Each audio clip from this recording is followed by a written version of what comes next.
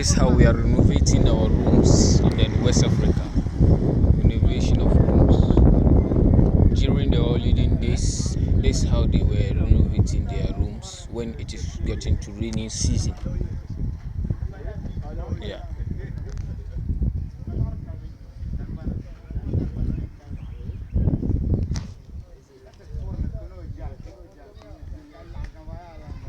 One will be on top of the room, dressing the room, whilst the others will be down, giving the one who is on top.